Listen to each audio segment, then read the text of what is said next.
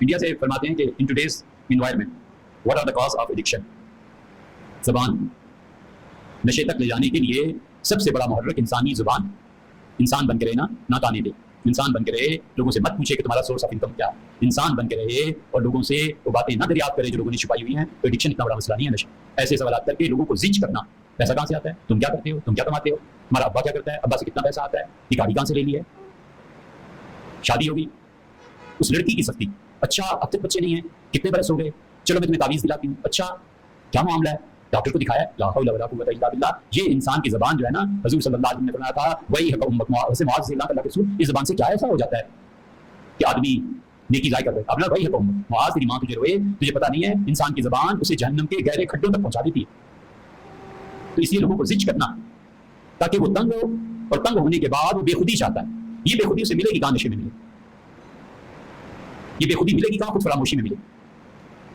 میں سے غرض نشاد اس روح سے آپ ہوا. شراب پی کے اس کا مزہ اٹھانا، غالب کہتے ہیں یہ کس کالے چہرے والے کا. میں سے غرض نشاد اس روح سے آپ ہوا ہے. ایک گونا بے خودی مجھے دن رات چاہیے. میں دن رات مدہوش رہوں تاکہ اس جہنم سے نجات پاؤں.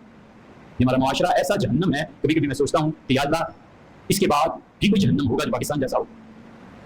اس جہنم کے بعد تو پھر جنت ہی ہوگی. کہ یہی تو نہیں کہ گناہگاروں کو تم نے ادھر بھیج دیا کہ اس جہنم سے گزرو اور پھر تمہیں جنت لے جائیں. کھانے کو نہیں ملتا، سواری کے لیے نہیں جا سکتا. بہن بلاتی ہے اور بھائی کہتا ہے بہن آپ جانتی ہیں میری کتنی تنخواہ ہے، پیٹرول نہیں پورا کر سکتا، میں کدھر جاؤں.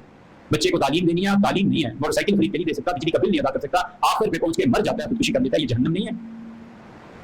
ادھر لے جائیں اس میت کو. دو قومی نظریے تمہارے. انسان کچھ نہیں ہے، انسانوں کو جینے کا حق نہیں ہے. بڑی عظیم دیکھیے علاقے میں ایک بات اللہ تعالیٰ سے منسوخ کرتے ہیں کہ جس کے آباء و اجداد نے جائیداد بیچ دی وہ خدا کے حکم سے بے برکتی میں چلا جاتا ہے. آئندہ نسلیں بھی ایسی کوئی بات نہیں ہے. بس جائیداد بیچتے بھی ہیں، خریدتے بھی ہیں، ہبہ بھی کرتے ہیں. حضور اکرم صلی اللہ علیہ وسلم سب کچھ کرتے تھے، کوئی ایسی بات. نبی کریم صلی اللہ علیہ وسلم نے خود گھر خریدا نہیں تھا. حضرت نعمان رضی اللہ عنہ نے حضور صلی اللہ علیہ وسلم کی صاحبزادی صاحبہ کو گھر نہیں دیا. نبی کریم صلی اللہ علیہ وسلم جب فتح مکہ کے بعد آئے تھے تو بات نہیں فرماتے تھے کہ میں آج رات کہاں رہوں گا، آج رات ہم کہاں گزاریں گے. صحابہ رضی اللہ عنہ بڑا تعجب ہوا ان کا، اللہ کے رسول آپ کا اپنا گھر موجود ہے. آپ نے فرمایا حل ترک لنا عقیل شیئا، عقیل نے کوئی میرا گھر رہنے دیا. جب ہجرت ہوئی تھی نا تو حضرت عقیل رضی اللہ عنہ نے اپنے بھائی سیدنا علی رضی اللہ عنہ کی جائیداد پہ قبضہ کر لیا. دوسرا قبضہ انہوں نے کر لیا تھا سیدنا حمزہ رضی اللہ عنہ کی جو بقیات چیزیں. تیسرا قبضہ انہوں نے کر لیا تھا حضرت جعفر رضی اللہ عنہ جب ہجرت حبشہ کر گئے تھے. چوتھا قبضہ انہوں نے حضور صلی اللہ علیہ وسلم کے والد حضرت عبداللہ نے جو جائیداد چھوڑی تھی وہ بھی انہوں نے لے لی تھی. پانچویں جائیداد انہوں نے حضرت خدیجہ رضی اللہ عنہ کی لے لی. یہ پانچ جائیدادیں ایک بنو ہاشم جتنے مہاجر ہوئے مکہ والوں نے مشرکین نے ان کی جائیدادوں پہ جبرن قبضہ کر لیا. اور حضور اکرم صلی اللہ علیہ وسلم کی اہلیہ حضرت زینب بنت جہش رضی اللہ عنہ کے باپ جہش کی بڑی حویلی تھی، بہت بڑی بہت بڑی. جہش صحابی تھے نہیں تھے محدثین کے اختلاف. فتح مکہ میں حضور صلی اللہ علیہ وسلم خبردار یہ سب اللہ نے تمہاری جائیدادیں خود لے لی ہیں. عقیل سے کسی جائیداد کا مطالبہ نہیں کیا جائے گا. دو گھر تھے، اسی لیے تو فرمایا میں رات کہاں گزاروں گا. الدر کلنا عقیل نے کوئی چیز میرے لیے چھوڑی. عقیل رضی اللہ عنہ بعد میں مسلمان ہوئے اور عقیل رضی اللہ عنہ کے بیٹے مسلم بن عقیل نے ساتھ دیا تھا کربلا میں سیدنا حسین رضی اللہ عنہ کا.